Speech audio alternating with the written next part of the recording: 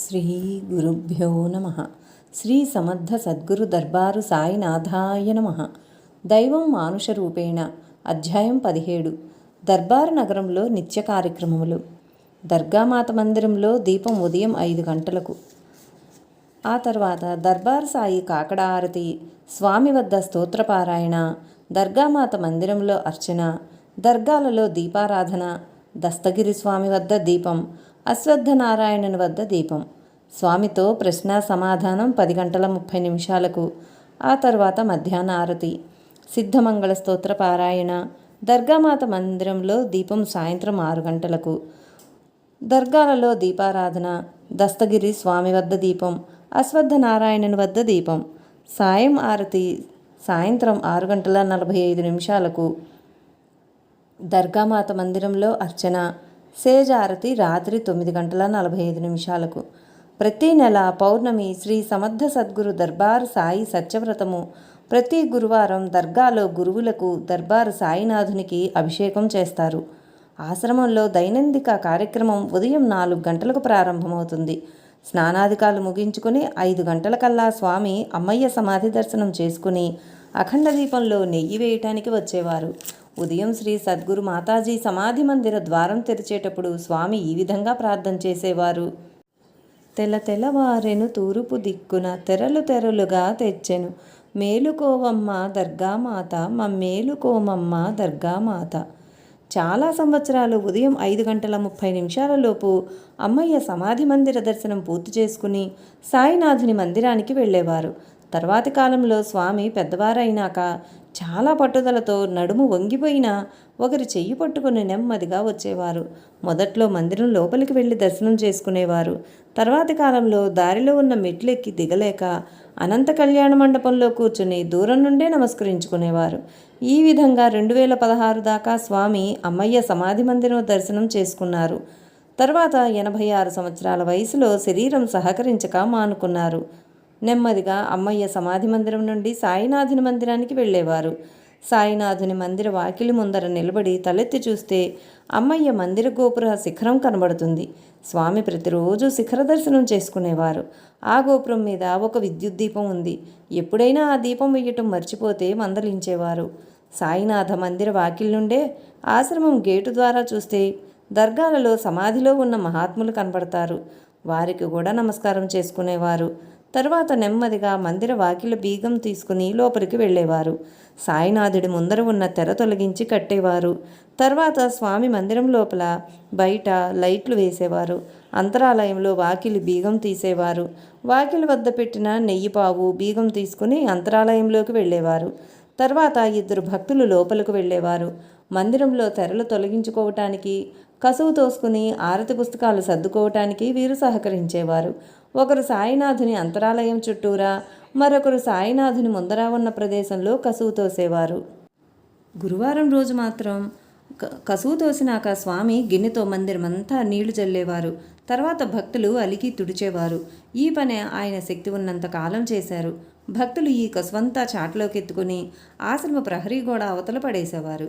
తీర్థమిచ్చే వెండి గిన్నెలో నీరు తీసుకుని వాకిలి బయటకు వచ్చి గంగే చ యమునే గోదావరి అని చెబుతూ వాకిలి ఎడమగట్టు మీద, వాకిలి ముందు మెట్టు మీద, వాకిలి కుడిగట్టు మీద నీరు చల్లి చేతితో తుడిచేవారు.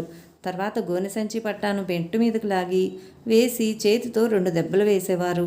నిలబడి ఆ వెండి గిన్నె లోపల చేతితో రుద్ది మిగిలిన నీరు దూరంగా విసిరేవారు. స్వామి లోపలికి వెళ్ళి అంతరాలయంలో కూర్చుని ఆరతికి వత్తులు వేసుకునేవారు. తర్వాత భక్తులను లోపలకు పంపేవారు. లోపలకు వచ్చిన భక్తులు దర్బార్ సాయినాథునికి కుడి ప్రక్క ఉన్న గణపతికి మొదట నమస్కారం చేసుకుని అంతరాలయమునకు ప్రదక్షిణ చేసి వచ్చి కూర్చునేవారు. ఇక్కడ జాగ్రత్తగా గమనిస్తే ఒక సూక్ష్మమైన అంశం ఉంది. స్వామి అంతరాలయంలోకి వెళ్ళి కూర్చున్న తర్వాత భక్తులు ప్రదక్షిణగా వెళ్ళి కూర్చుంటే దర్బార్ సాయినాథునికి స్వామికి ప్రదక్షిణ చేసినట్లు ఉంటుంది. మందిరంలో అడుగుపెట్టిన దగ్గర నుండి ఆరతి పూర్తయ్యే వరకు స్వామి గంభీరంగా చాలా అలర్ట్గా ఉండేవారు. ప్రతిరోజు ప్రతి పని ఒకే పద్ధతిలో జరగాలి. చేసే పనిలో కానీ పద్ధతిలో కానీ తేడా వస్తే మందలించేవారు. కాకడ ఆరతికి 5 వత్తులు వేసుకుని నెయ్యి పోసుకుని మధ్యలో కర్పూరం బిళ్ళలు వేసుకునేవారు. వత్తులు ఎడమ ప్రక్క నుండి కుడి ప్రక్కకు వరుస క్రమంలో వెలిగించేవారు. ఏ పరిస్థితుల్లోనూ వరుస క్రమం తప్పేవారు కాదు. 2 అగరబత్తీలని వెలిగించేవారు. 5 వత్తులు వెలిగించాక ఓంకారం చేసి బత్తీలతో కర్పూరాన్ని వెలిగించేవారు. స్వామి ఓంకారం చెప్పటంతో నగారా స్విచ్ వేసి గంట, ఠంకం, ఢమరుకాలని మోగించేవారు. స్వామి బత్తీలని సాయినాథుని చుట్టూ తిప్పి పెట్టేవారు. ఆరతి కుందినెత్తి మూల విరాట్టుకు ఉత్సవమూర్తికి చూపించి వెనక్కి తిరిగి వీపు చూపించకుండా నెమ్మదిగా వెనక్కు నడుచుకు వచ్చేవారు. అంతరాలయం నుండి బయటకు వచ్చాక ఎడమ ప్రక్కకు వచ్చి గణపతికి ఆరతిచ్చి కుడి పక్కకు వెళ్ళేవారు. అక్కడ షిరిడీ సాయినాథునికి కూడా ఆరతిచ్చినాక ప్రదక్షిణగా ఉత్తరం మీదుగా తూర్పుకు తిరిగేవారు. అప్పుడు భక్తులందరూ ఆరతి మీద చేతులు పెట్టి కండ్లకు అద్దుకునేవారు.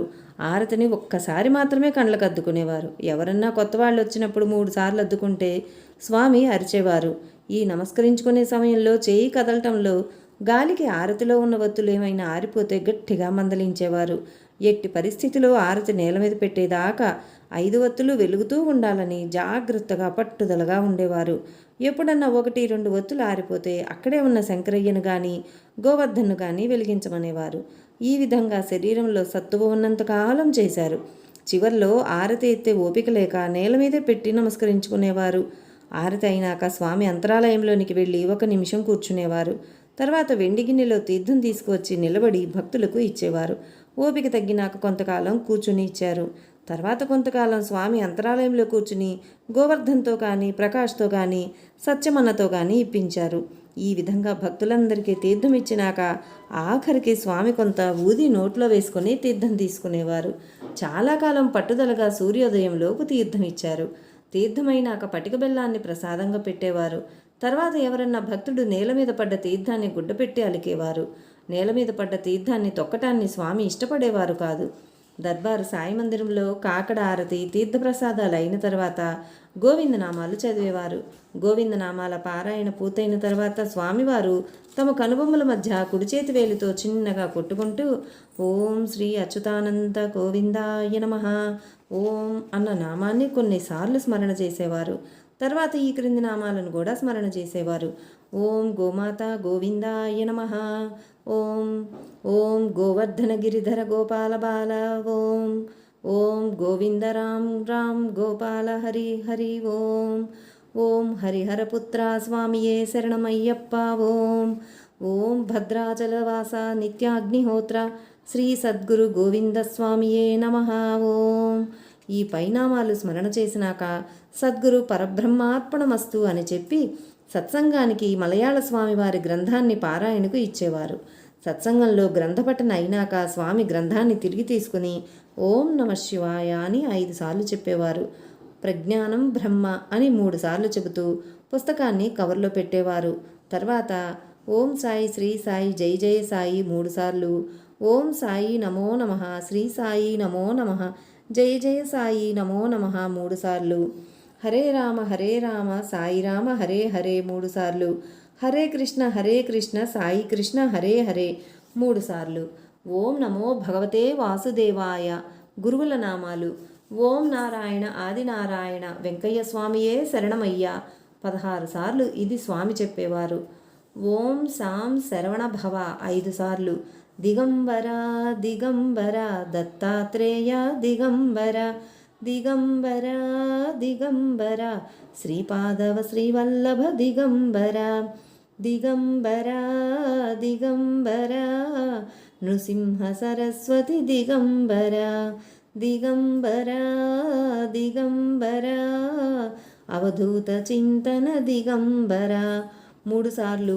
ఆఖరికి సాయిబాబా ఆరతి పుస్తకంలోని భజన పాడేవారు. స్వామి ఆరతి అయినాక ఈ క్రింది విధంగా స్మరణ చేసుకునేవారు.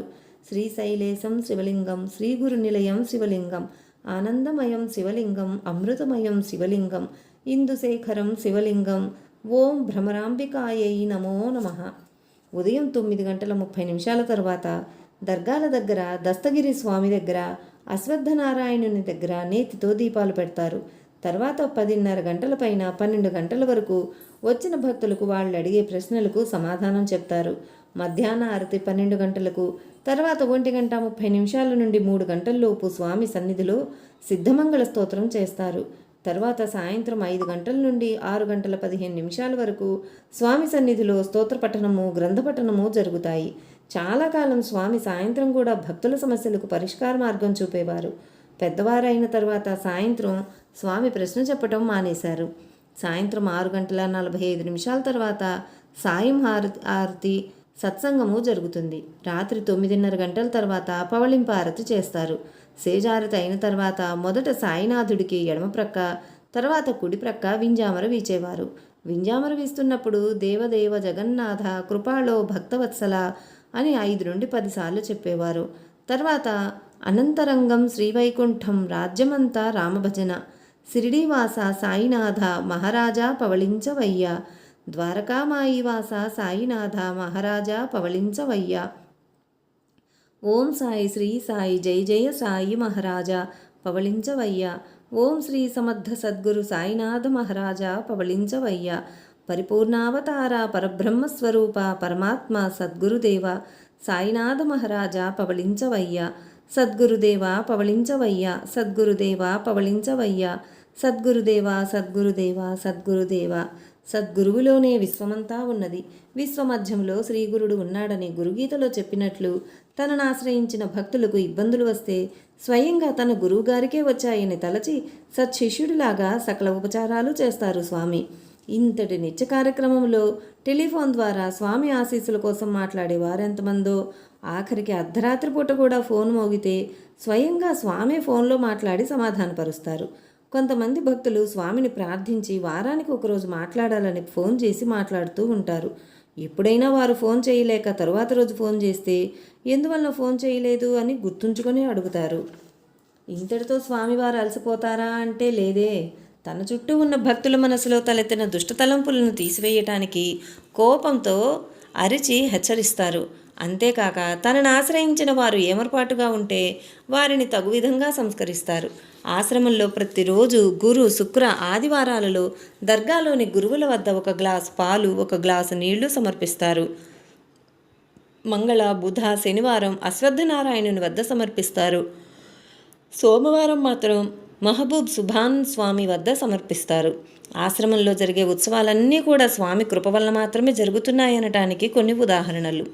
ఒకసారి శరత్బాబు గారు వెంకట్రావు దర్గాల దగ్గర కూర్చొని ఉరుసు ఇంకా 2 రోజులే ఉంది, సున్నాలు ఇంకా వేయలేదే అని మనసులో బాధపడ్డారు. తర్వాత స్వామి దగ్గరికి వచ్చి కూర్చున్నప్పుడు స్వామి, ఏమిరా ఆలోచిస్తున్నారు, సున్నాలు వేసేవారు వస్తారులేరా అని అన్నారు. స్వామికి తమ ఆలోచనలు, మనస్సులోని బాధ తెలుసునని వారికి ఆశ్చర్యం వేసింది. ఆ రోజు సాయంత్రం 3 వ్యక్తులు వచ్చారు. స్వామి దర్శనం తర్వాత రోజు మాత్రమే చేసుకోగలరు, అందువలన రాత్రి దర్గాల్లో ఉండొచ్చు లేదా మరునాడు ఉదయం రావచ్చు అని శరత్బాబు గారు చెబితే వారు ఉంటామన్నారు. మాటల సందర్భంలో వారు సున్నాలు వేసేవారని చెప్పారు. శరత్బాబు గారి ఆశ్చర్యానికి, ఆనందానికి అవధి లేదు. తర్వాత రోజు ఆ వచ్చిన భక్తులు ఉదయమే నిద్రలేచి సున్నాలు మధ్యాహ్నం కల్లా వేసేశారు. శంకరయ్య స్వామి దగ్గరే ఉండటం వల్ల ఆశ్రమంలో అన్ని పనులు చేస్తూ ఆశ్రమానికి వచ్చిన భక్తులను కూడా పనులకు పురమాయిస్తుంటాడు. ఆయనకు 2014 నుండి మోకాళ్ళు నొప్పులు, నడవటం ఇబ్బందిగా ఉంటుంది. అందువల్ల ఏదైనా పెద్ద ఉత్సవం అప్పుడు స్వామి దగ్గరికి వెళ్ళి, స్వామి నాకు మోకాళ్ళు నొప్పులు, నేను పనులు చేయలేను, నా వల్ల కాదని చెప్తే స్వామి ఏం కాదులేరా అంతా బాగుంటుంది అని భరోసా ఇస్తారు. అంతే, వెంటనే ఏం శక్తి వస్తుందో తెలియదు కానీ పనులన్నీ చకచకా అయిపోతాయి. శంకరయ్య తన మాటల్లో నేను నిమిత్త మాత్రుడనే, ఇక్కడ ప్రతిరోజు అన్నీ చేసేది స్వామే అని అంటారు. ఆశ్రమంలో ఒక ఉత్సవానికి వంటవాడు పొంగల్ చేస్తున్నాడు. అతను పొరపాటున నిమ్మరసం డబ్బాను నూనె డబ్బా అనుకుని దాంతో పొంగల్ చేశాడు. ఇది తెలిసిన శంకరయ్య స్వామికి చెప్పుకున్నాడు. స్వామి ఏమీ అవదులే అని అభయం ఇచ్చారు. ఆ పరమాన్నం పులుపు లేక ఎంతో రుచిగా ఉంది. స్వామి దగ్గర జరిగే ఉత్సవాలు ఎవరికి వారు చూడవలసిందే. చాలామంది ఎన్నో సంవత్సరాల నుండి వచ్చేవారే. వారంతా ఒక కుటుంబంలాగా ఉంటారు. ఎవరికి తగ్గ పనులు వారు చేస్తుంటారు. ఎవరికీ పని శ్రమ తెలియదు. అన్ని పండుగలలో కుల, మత, భాష, ధనిక, బీద తేడాలు లేకుండా భక్తులు అధిక సంఖ్యలో వస్తుంటారు. ఏ మత, వర్ణ వివక్షణ లేకుండా ఒకే పంక్తిలో భోజనం చేస్తారు. శ్రీ సమర్థ సద్గురు దర్బారు సాయినాథ్ మహారాజుకి జై. శ్రీ సమర్థ సద్గురు దర్బారు సాయినాథాయ నమః. దైవం మానుష రూపేణ. అధ్యాయం 18 ఉపసంహారము. ఈ గ్రంథ ముద్రణకు మొదట గులగమూడి శ్రీ పెసల సుబ్బరామయ్య గారు స్వామి స్వయంగా చెప్పిన విషయాలు సేకరించి పెట్టుకున్నారు. స్వామి ఆశీస్సులతో కొంతమంది భక్తుల అనుభవాలతో చిన్న గ్రంథాన్ని 2005లో ముద్రించారు. తరువాత 2011లో మరికొంతమంది భక్తుల అనుభవాలతో గ్రంథాన్ని విస్తరించి పునఃముద్రించాలనుకున్నారు. బెంగుళూరు ప్రసాద్ని లీలలు సేకరించమని ప్రోత్సహించారు. మొదట చాలామంది భక్తులు స్వామి అనుభవాలు పంచుకోవటానికి ఉత్సాహం చూపలేదు. ప్రసాద్ శ్రీ సుబ్బరామయ్య గారితో విషయం చెబితే అప్పుడు వారు స్వామిని అడిగితే వ్రాయమని చెప్పారు. మనమే మన సాధన కోసం లీలలు సేకరించాలి, ఈ పని ఎంతో పుణ్యకార్యం అని చెప్పటం వల్ల ప్రసాద్ మరలా ప్రయత్నం చేశాడు. దాంతోపాటు ప్రతిరోజు పూజలో స్వామి ఫోటోకి వారి భక్తులు తనతో లీలలు పంచుకునేటట్లు ప్రేరణ చేయమని విన్నవించేవాడు. చాలా చిత్రంగా 2 వారాల తర్వాత చెన్నై శ్రీకాంత్ గారితో మరికొంతమంది భక్తులతో స్వామి, నాయన చరిత్ర వ్రాస్తున్నారు, మీకు జరిగిన 2-3 లీలలు చెప్పండి అని చెప్పారు. అప్పటి నుండి భక్తులు స్వామి లీలలు చెప్పడానికి ముందుకొచ్చారు. ఈ అనుభవం ద్వారా స్వామి చరిత్ర ముద్రణకు ఆయన పూర్ణమైన కృప ఆశీస్సులు ఉన్నాయనే విశ్వాసం దృఢపడింది. స్వామి లీలలు సేకరించిన ప్రసాద్కి ఒక సందేహం ఉండేది. ఇంద్రియలోలుడనైన నాలాంటి వాడు పరిశ్రమ చేసి ముద్రించే గ్రంథం వల్ల ఉపయోగం ఏముంటుందనే సందేహం ఉండేది. గుంటూరు సౌజన్య గారి బంధువు ఒక అమ్మాయి పెళ్లి కావట్లేదని బాధతో అమ్మయ్య సమాధి వద్ద ప్రార్థించారు. అమ్మయ్య సమాధి నుండి ప్రత్యక్షమై ముందరకొచ్చి, ఎందుకు ఏడుస్తావు, దర్గాస్వామి చరిత్ర 3 సార్లు పారాయణ చేయి, పెళ్ళి ఎందుకు కాదో చూస్తాము అని అన్నారు. అలానే చేసిన సౌజన్య గారి బంధువు పెళ్లి నెలలోపు అయింది. గుంటూరు జిల్లా అచ్చంపేట వాస్తవ్యులు రజనీ గారి భర్త సాంబశివరావు గారు, రజనీ గారు మొదటిసారి స్వామివారి దైవం మానుష రూపేణ అనే గ్రంథం చదివి మనసులో, స్వామి మీరు నేను కొలిచే సాయిబాబానే అయితే నా భర్త కూడా మీ చరిత్ర చదివి నన్ను మీ దగ్గరికి తీసుకువెళ్ళాలి అని చెప్పుకున్నారు. అనుకున్న కొద్ది రోజులకి సాంబశివరావు గారు ఆ పుస్తకం చదివి ఆశ్రమానికి వెళ్ళి నిద్ర చేద్దాము అని చెప్పి ఆవిడను స్వామి దర్శనానికి తీసుకువెళ్లారు. ఈ పై 2 అనుభవాల ద్వారా స్వామి అనుమతితో తన ద్వారా పరిశ్రమ చేయించి ముద్రించిన స్వామి చరిత్ర భక్తులకు పారాయణ యోగ్యమైందని తెలుసుకుని ప్రసాద్కి ఆనందం కలిగింది. స్వామి లీలాసేకరణ, పారాయణ, మననము మనలోని బలహీనతలను అధిగమించటానికి శక్తివంతములమైన సాధనా మార్గములు.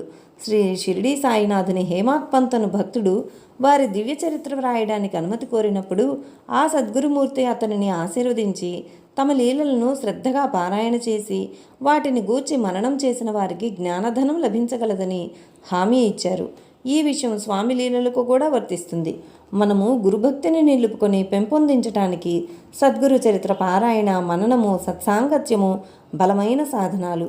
వీటిని మన దైనందిక జీవితంలో భాగం చేసుకుని వ్యక్తిగత ఆధ్యాత్మిక సాధనలో పురోగతి సాధించాలని మా ఆకాంక్ష. ఓం తత్సత్, ఓం తత్సత్, ఓం తత్సత్. సర్వే జనా సుఖినో భవంతు, లోకా సమస్త సుఖినో భవంతు. శ్రీ సమర్థ సద్గురు దర్బారు సాయినాథాయ నమః. దైవం మానుష రూపేణ. అనుబంధం. స్వామి ఎప్పుడన్నా హాస్యంగా శంకరయ్యతో నవ్వుతూ నిన్ను సీఎంని చేస్తాను అని చెప్పేవారు. స్వామి వెంటనే కుకింగ్ మాస్టర్ని చేస్తానురా అనేవారు. శంకరయ్య గారు 1998 ప్రాంతాల్లో అన్నీ వదిలేసి ఆశ్రమానికి వచ్చి స్వామి శరణాగతిలో స్థిరపడినారు. అప్పటి నుండి 2002లో స్కూలు ప్రారంభించేదాకా ఆశ్రమ మంచి చెడ్డలు గమనించుకుంటూ స్వామికి సేవ చేసుకునేవారు. 2002లో ఆశ్రమంలో స్కూలు ప్రారంభించినాక స్కూలు పిల్లలకు, ఆశ్రమానికి వచ్చి వెళ్లే భక్తులకు రోజు మధ్యాహ్న భోజనం వండి పెట్టే బాధ్యత చూసేవారు. ఆశ్రమంలో కాలానుగుణంగా చాలా ఎలుకలు సంచరిస్తూ ఉంటాయి. ఆశ్రమ ధర్మం ప్రకారం వాటిని మందు పెట్టి చంపటానికి కానీ, బోను పెట్టి పట్టుకోవటం కానీ చేయకూడదు. అదే సమయంలో ఆశ్రమ స్టోర్ గదిలో ఎప్పుడూ కొన్ని బస్తాల బియ్యం నిల్వ ఉండేది. కానీ ఏనాడు ఆ ఎలుకలు ఒక్క బియ్యం బస్తాకు కూడా కన్నం వేయలేదు. ఒక రాత్రి బెంగుళూరు సుధాకర్ గమనిస్తుండగా ఒక పక్షి చాలా శబ్దం చేస్తుంది. చాలా కొద్దిమంది మందిరంలో ఉన్నారు. స్వామి ఇక చాలు అన్నారు. అంతే, ఆ పక్షి శబ్దం చేయటం ఆపింది. స్వామి అన్నమాట ఆ పక్షికి వినబడి ఉండదు. మరి పక్షి ఎందుకు అరవటం ఆపింది? స్వామి చెప్పిన మాట పక్షి భాషలో మరి ఆ పక్షికి అర్థమైందా, లేక స్వామి చెప్పగానే ఆ పక్షికి మనసులో అరవకూడదని అర్థమైందా? కడప జిల్లా పులివెందుల నుండి డాక్టర్ ఆర్ సుబ్బారెడ్డి గారు 1972లో విద్యానగర్ ఇంటర్మీడియట్ చదువుతున్న రోజుల్లో శ్రీ ఎక్కిరాల భరద్వాజ మాస్టర్ గారి ద్వారా శ్రీ దర్గాస్వామి, శ్రీ దర్గామాతల గురించి విన్నారు. ఆ తర్వాత చాలా కాలం ఆయనకు స్వామివారి విషయం గుర్తులేదు. చదువు పూర్తి చేసుకుని ఉద్యోగంలో చేరిన తర్వాత ఒక స్నేహితుని సూచన మేరకు మొదటిసారిగా దర్గా స్వామిని దర్శించుకున్నారు. ఆ తర్వాత కుటుంబ సమేతంగా అనేక సార్లు శ్రీ దర్గా స్వామి వారిని, శ్రీ దర్గా మాతాజీని దర్శిస్తూ ఉండేవారు. 2001 సంవత్సరంలో ఒక పర్యాయం ఆయన అలవాటు ప్రకారం ధ్యానం చేసుకుంటూ ఉండగా ధ్యానంలో ఇల్లు కట్టు అని పదే పదే అంతర్వాణి చెప్పింది. ఆ సమయానికి ఆయన చేతిలో 5,000 రూపాయలు మాత్రమే ఉన్నాయి. ఈ భావన గురించి స్వామికి చెబుదామని ఆశ్రమానికి వెళితే ఆ సమయానికి స్వామి సమక్షంలో చాలామంది భక్తులు మాట్లాడుతూ ఉండటం వల్ల ఆయన ఏమీ చెప్పలేదు. స్వామి ఆయన్ను చూసి అమ్మయ్యతో, అమ్మయ్య సుబ్బారెడ్డికి అన్నం పెట్టాలా అని స్వామి తన అమృతహస్తాలతో విస్తరివేసి అమ్మయ్య వండిన అన్నం వడ్డించారు. తరువాత ఆయన ఏమీ చెప్పకుండానే స్వామి నీ ముందర నుండి ఇల్లు కట్టిస్తా అన్నారు. ఆ అభయంతో గృహ నిర్మాణం మొదలు పెడితే స్నేహితుల ద్వారా డబ్బు సమకూరి 5 నెలల్లో ఇల్లు పూర్తయింది. స్వామి అమ్మయ్యలు ఇరువురూ వారి నూతన గృహప్రవేశానికి వెళ్ళి ఆ దంపతులిద్దరినీ ఆశీర్వదించారు. కడప జిల్లాలోని పెళ్లిమర్రి మండలం తుమ్మలూరు గ్రామం నుండి చాలామంది భక్తులు స్వామి దర్శనం చేసుకునేవారు. వారి ప్రార్థన మీద స్వామి వారి గ్రామం వెళ్ళి ఒకచోట జెండా ప్రతిష్ఠ చేసి ప్రతిరోజు ఇక్కడ దీపం పెట్టండి, ఏ ఇబ్బందులు ఉన్నా తీరుతాయి అని అభయమిచ్చారు. ఇప్పుడు శివకోటిరెడ్డి, సుబ్బమ్మలు ప్రతిరోజు దీప నైవేద్యాలు సమర్పిస్తున్నారు. చాలా కాలంగా పూర్వకక్షల వలన ఇంకొక వర్గం వారు స్వామిని నమ్మిన భక్తులతో ఘర్షణ పడుతుండేవారు. అవకాశం దొరికితే అవతల వర్గం వారిని చంపటానికి కూడా వెనుకాడేవారు కాదు. ఈ క్రమంలో ఒకసారి స్వామిని నమ్ముకున్న వారి మీద ప్రత్యర్థి వర్గం వారు అదను చూసుకొని తరుముకుంటూ వచ్చారు. వారు పరిగెడుతూ ఊరి మధ్యలో ఉన్న ఒక చెట్టు కిందకు చేరుకున్నారు. అక్కడి నుండి పారిపోవటానికి మార్గం లేదు. అటువంటి సమయంలో వారిని చంపటానికి ఆ చుట్టుముట్టిన వారు బాంబులు వేశారు. వారు ప్రాణభయంతో సద్గురుదేవా సద్గురుదేవా అని స్వామిని తలుచుకున్నారు. ఆ బాంబులు వారి పక్కనే పడినా అవి పేలలేదు. వారికి అనుమానం వచ్చి వాటిని తీసి దూరంగా విసిరేస్తే అవి అక్కడ బీలాయి. అంతా స్వామి దయ. ఇటువంటి సంఘటనలు రాయలసీమ ప్రాంతంలో సాధారణం. అందున కడప జిల్లాలో సర్వసామాన్యంగా జరుగుతాయి. చాలా కాలం క్రితం ఒకప్పుడు భార్యాభర్తలు దర్గాకు వచ్చి స్వామిని సంతానం కొరకు ప్రార్థించారు. కొంతకాలానికి వారికి ఒక బిడ్డ జన్మించిన కొద్ది రోజులకే మరణించింది. వారి దుఃఖం పట్టలేక మనసు సమాధానపడక ఆ చనిపోయిన బిడ్డను దర్గాకు తీసుకువచ్చారు. వారు స్వామితో, స్వామి బిడ్డనిమ్మంటే ఇలా చనిపోయిన బిడ్డనిచ్చారేమి అని విన్నవించుకున్నారు.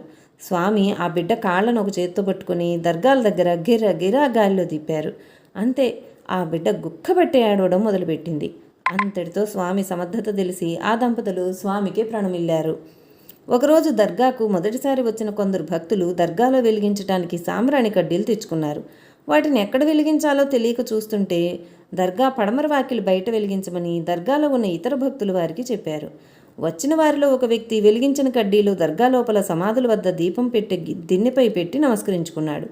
కొంతసేపు అయ్యాక శ్రీ స్వామివారు దీపం పెట్టడానికి దర్గా లోపలికి వెళ్ళారు. ఆ కడ్డీలు చూచి ఉగ్రులైపోయి, ఇక్కడ కడ్డీలు వెలిగించి పెట్టిన లంజాకుడికి ఎవరు అని అరిశారు. అక్కడున్న 6 మందిలో ఎవ్వరూ సమాధానం చెప్పలేదు. అంతమందిలో శ్రీ స్వామివారు ఒకతని వైపు చూపిస్తూ, ఒరేయ్ బుద్ధి లేనివాడా, అక్కడ వెలిగే సాంబ్రాణి కడ్డీలు పెట్టి నీవేనా అని గట్టిగా అరిచారు. వెంటనే అతను, నేను కాదు స్వామి అన్నాడు. ఈ సమాధుల్లో ఉన్న స్వాములు సత్యమైన వారు, నీవు అబద్ధం చెప్తున్నావు, సాయంకాలానికి నీ అంతు తేల్చుకుంటారు అనేసరికి బిక్క చచ్చిపోయాడు. 2 గంటల సేపు గుంజాటను పడి, స్వామి నేనే కడ్డీలు వెలిగించాను, క్షమించండి అని కాళ్ళ మీద పడ్డాడు. ఒక చర్మవ్యాధి ఉన్న భక్తుడు వచ్చి స్వామిని శరణు వేడితే స్వామి, నా దగ్గరేముంది, ఆ సరస్సు దగ్గర మట్టి ఉంది, అది పూసుకొని చావు అని అన్నారు. అతడు అలానే రాసుకుంటే ఆ చర్మవ్యాధి తగ్గిపోయింది. హైదరాబాద్ వాస్తవ్యులు కృష్ణమోహన్ రెడ్డి గారు 2009 నుండి 2010 ప్రాంతాలలో స్వామి చిదాత్మ గారి సాంగత్యంలో దర్గా స్వామిని దర్శించుకున్నారు. కృష్ణమోహన్ రెడ్డి గారికి హైదరాబాద్లో ఒక చిన్న ఫ్యాక్టరీ ఉంది. వీరు స్థితిమంతులు. స్వామిని మొదటిసారి దర్శించుకున్నప్పటికీ వీరికి ఒక మగపిల్లవాడు సంతానం. అప్పటికి ఆయన భార్య గర్భవతి. సాధారణంగా గర్భం ధరించిన 5వ నెలలో డాక్టర్లు గర్భంలో ఉన్న పిండానికి విస్తృతమైన పరీక్షలు జరిపి పుట్టబోయే బిడ్డ ఆరోగ్యంగా ఉందో లేదో నిర్ధారిస్తారు. పరీక్షల్లో ఏదైనా తేడా కనిపిస్తే బిడ్డను అబార్షన్ చేసుకోమని సలహా ఇస్తారు. కృష్ణమోహన్ గారి భార్య కూడా ఈ వైద్య పరీక్షలు చేయించుకోగా లోపల బిడ్డ ఎదుగుదల సరిగ్గా లేదని అబార్షన్ చేయించుకోమన్నారు. కృష్ణమోహన్ దంపతులు స్వామివారిని ఆశ్రయించి ప్రార్థించగా స్వామి, బిడ్డకి ఏ ప్రమాదమూ లేదు, మంచి కొడుకు పుడతాడు, ధైర్యంగా ఉండండి అని చెప్పారు. వారు స్వామి మాటను విశ్వసించి ప్రసవం చేయించుకున్నారు. వారికి ఒక మగపిల్లవాడు పుట్టాడు. పిల్లవాడు మంచి హుషారుగా ఉండి సాధారణ పిల్లల కంటే కూడా తెలివితేటలు గలవాడై ఎదుగుతూ కృష్ణమోహన్ దంపతులకు ఆనందాన్ని చేకూరుస్తున్నాడు. 2011-12 ప్రాంతంలో జరిగిన లీల. స్వామి ఆశీస్సుల వలన మడికేడు గ్రామంలో పుట్టిన ఒక బిడ్డకు దర్బార్ అని పేరు పెట్టుకున్నారు. అతనికి 2011-12కి 33 సంవత్సరాలు. అతను కువైట్లో ఉద్యోగం చేసి వచ్చాడు. ఒకరోజు రాత్రి భోజనం చేస్తుంటే గొంతు పట్టుకుపోయింది. చాలా ఇబ్బంది పడ్డాడు. డాక్టర్ చూపిస్తే పెద్ద ఆసుపత్రికి వెళ్ళమని చెప్పారు. వారికి ఏ దారి లేక దర్గాల దగ్గరికి అర్ధరాత్రి 12 గంటలకు వచ్చారు. స్వామిని దర్శనం చేసుకోవాలని శంకరయ్యకు అడిగితే, స్వామి నిద్రపోతున్నారు, ఇప్పుడు స్వామిని కలవటం వీలు కాదు, మీరు దర్గాల దగ్గరికి వెళ్ళి ప్రార్థన చేసుకుని అక్కడే పడుకోండి, స్వామి రేపు ఉదయం తీర్థం ఇవ్వటానికి దర్గాల దగ్గరికి వస్తారు, అప్పుడు స్వామి దర్శనం చేసుకోవచ్చు అని చెప్పారు. వారు దర్గాల దగ్గరికి వెళ్ళారు. శంకరయ్య తెల్లవారిన తర్వాత దర్గాల దగ్గరికి వెళ్ళి చూస్తే అక్కడ ఎవ్వరూ లేరు. తర్వాత 15 రోజుల తర్వాత మడికేడు నుండి దర్బారు అతని బంధువులు స్వామి దర్శనానికి వచ్చినప్పుడు శంకరయ్య వారితో, గొంతు పట్టుకుపోయిన అతనివే కదా అని అడిగి, ఆ రోజు ఏమైపోయారు, ఎందుకు వెళ్ళిపోయారు అని అడిగాడు. అప్పుడు వారు, ఆ రోజు రాత్రి మేము దర్గాల దగ్గరికి వెళ్ళి ప్రదక్షిణలు చేసి అక్కడ ఉన్న తీర్థం తాగంగానే గొంతు మామూలుగా అయిపోయింది, అందువల్ల మేము ఆ రోజు రాత్రి మా ఊరు వెళ్ళిపోయాము అని చెప్పారు. శ్రీ సమర్థ సద్గురు దర్బారు సాయినాథ్ మహారాజ్ కీ జై. గురుదేవ దత్త కో జై.